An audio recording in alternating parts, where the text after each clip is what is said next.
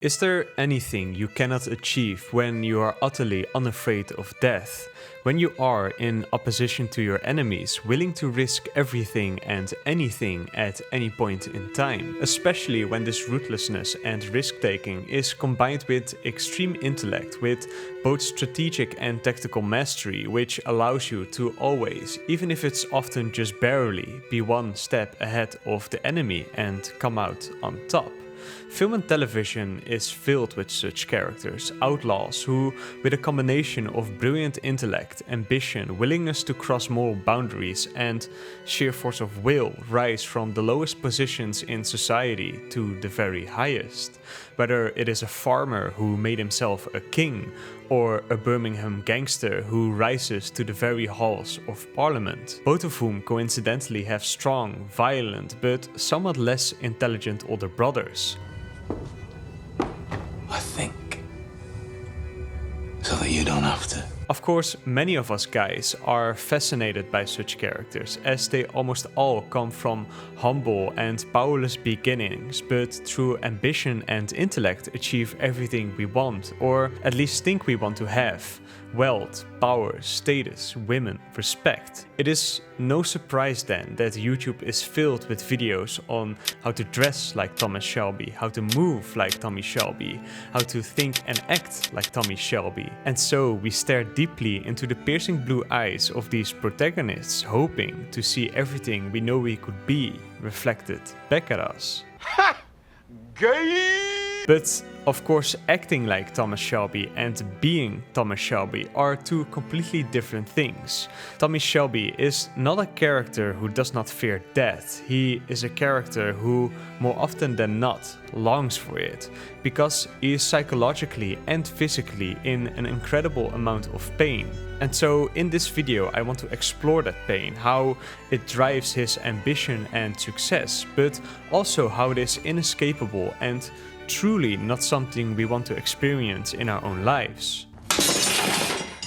Damn them for what they did to you in France. As anyone who has watched Peaky Blinders knows, for Thomas Shelby, as for many of his contemporaries, his psychology is marked by the traumatic experiences the First World War left with him. It is logical to assume that PTSD has always existed and is as old as war itself, but the First World War and its nature of industrialized mechanical warfare was the first war where the medical community formally recognized and tried to understand the horrible psychological effects it had on the soldiers that fought it. Historical estimates vary, but we can say that somewhere around 1 million World War I soldiers suffered from shell shock and nervous illness across Germany, France and England. Because shell shock, PTSD or nervous illness, or however we want to call it, can of course manifest itself in many different ways, from mild or at least less visible internal symptoms to extremely severe, easily recognizable external symptoms. In the first episode of the series, the most prominent example of the latter version of shell shock is Danny Whizbang, who suffers from random psychotic and violent outbursts, often triggered by small things. You're not an artillery shell, Danny, you're a man. Hey, you're not a whiz-bang, you're a human being, Danny. You're all right. You're all right. Of course, when it comes to Tommy, his PTSD is much less publicly visible. It is hidden away in nightmares and hallucinations that mostly occur when he is alone, when it is quiet at night. In fact, during most of the day in his interactions with family and enemies, it actually seems as if the war has freed Thomas, that it has made him more powerful. Tommy and his comrades faced certain death in the war and in their minds had already lost their lives. So when they returned, as Tommy Shelby says himself, they would see the rest of their days as a bonus and live as if they had nothing to lose. But we were spared. The enemy never came. We all agreed that everything after that was extra. And especially Thomas takes this to its extreme in his ambitions.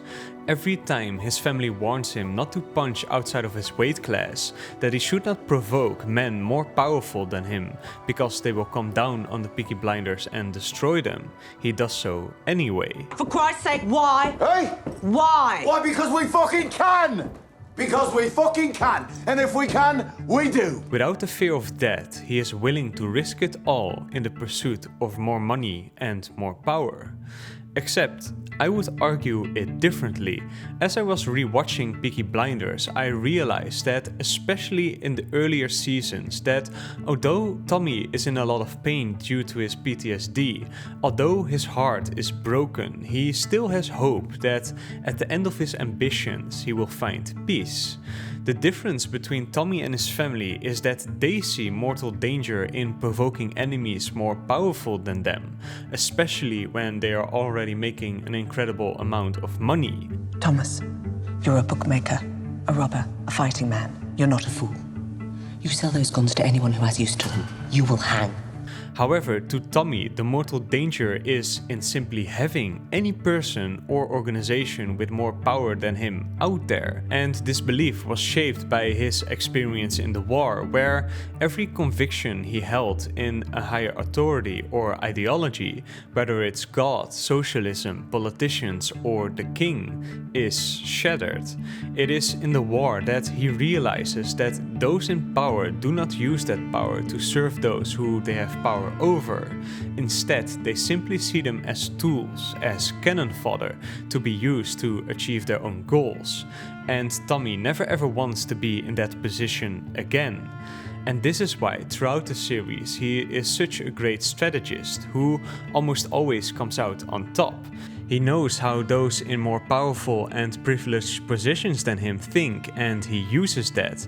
He continually presents himself to his enemies as a tool, to be used by them and to be discarded after, and most of them plan to do this, but underestimate him as they see Tommy as just a working class gangster, as less than them. Leaving with a bunch of fucking gypsies. Whether it's Billy Kimber, the Italians, or Oswald Mosley, and Tommy always uses this to his advantage to outwit and outmaneuver his enemies and take over their business. And he does this not only with opposing gangsters, IRA soldiers, and the Russian aristocracy, but throughout the series, often behind the scenes, he deals with the English government in similar ways, often revealing at a crucial moment a secret deal he had in place with Churchill or other members of government that saves his or his family's life.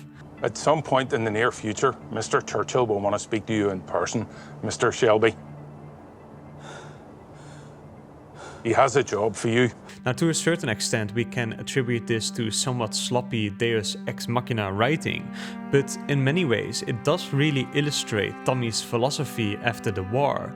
Even though he is still just a bookmaker and a local gangster, when he gets opportunities to either hold leverage over the government or present himself as a tool to them, he takes it, even though it might call down the institutional power of the entire empire upon his head. Because he has seen what can happen when you have no leverage, when you are just a normal working class man taking the king's shilling to go off to war for a supposedly noble purpose. Now, as I've said, I think that Thomas Shelby in the early seasons is still hopeful that when he reaches a point of influence, wealth and power, when there is no rival gangster, politician or ideological organization that can touch him, that he will find a sense of safety and peace for both him and his family. Nearly got fucking everything! However, it is in the second half of the series that Tommy starts to realize that he will never find that peace he is looking for. There's no rest for me in this world. Perhaps in the next. Now, there's a sequence in Season 4, Episode 6 that is the most important part of this analysis, but it is also a sequence that I have to approach extremely carefully. I do not want to suggest in any way that I know anything about what shell shock or PTSD feels like. I am lucky to have never seen the horrors of war. But I do somewhat know what nervous illness feels like. As I've mentioned in my last video, I've recently had a period of extreme health anxiety due to people around me getting scary diagnoses. And the frustrating thing about health anxiety is you're not just worrying about being sick while nothing is wrong. You actually start experiencing a lot of physical symptoms. In this period, I put so much stress and anxiety through my body, fearing that something was wrong, that my nervous system became hypersensitized, that it was constantly sending alarm signals even though nothing was actually wrong in my body. Even after 6 doctor visits, multiple blood tests and an X-ray, when I finally accepted that it was in fact anxiety, it still took my body weeks to calm down out of fight or flight mode. And among the symptoms that I experienced was constant 24/7 dizziness, joint pain, extreme muscle tightness, ringing in my ears, numbness and tingling in my face and hands, headaches, and eventually something called derealization. It was not a fun period, and it took me a long time to believe that it was actually anxiety and an oversensitized nervous system instead of anything physical. And to know that what I experienced was likely but a fraction of what actual soldiers with PTSD and shellshock go through, well, that's scary. So even though he keeps it extremely well hidden from his family and especially his enemies, Thomas Shelby is suffering immensely, both physically and psychologically, from nervous illness. And in the second part of the series, he starts to realize that achieving all of his goals, all of his ambitions, is still not an escape from the nervous illness he suffers from. In fact, it is exactly when he tries to rest, when he tries to enjoy the fruits of his ambitions, that his PTSD becomes the worst. Starts when you stop, when you rest. Could be nerves. The war. It is only when he is planning, strategizing, fighting for his life that he feels okay, that he feels normal. When your body is constantly in fight or flight mode, when a war is raging in your head, the only way to feel normal again is to actually be in one. Didn't need all them tablets. Just needed another fucking war, eh? And so, for Thomas Shelby, there is truly no limit to his ambition, because as soon as he stops, he is in pain, he gets sick. The only thing that helps him soothe his suffering in more quiet moments is alcohol and opium. But of course, in the end, that too is a destroyer of worlds. Yeah, it's the fucking booze. It's the booze got and the booze got on me bones. And the only healthy way he can get some peace was violently taken from him. And so, especially in the last seasons of the series, his ambitions have no bounds. He cannot stop, or else his PTSD and nervous illness take over his life. He has to keep fighting his enemies, and he has to keep winning forever. And for all the ways in which on the internet we all seem to want to be like Thomas Shelby, as smart, effective, strategic and charismatic as him, being stuck in a perpetual state of having to fight for your life, either externally or internally, is actually horrible. No matter what he achieves, no amount of power, money, status, women or mentions can help him escape the pain he is in. He can never truly enjoy what he has achieved.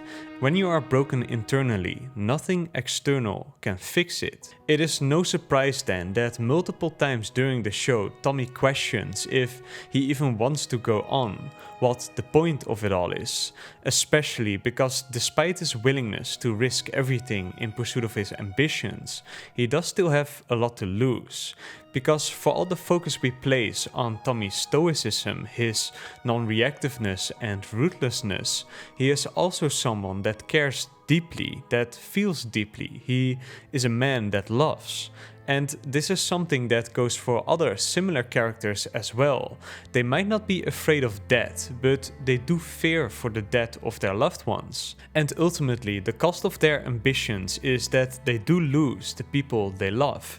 Either they become collateral damage or they live in fear and disgust. And so these characters often lose everything, even though they have everything.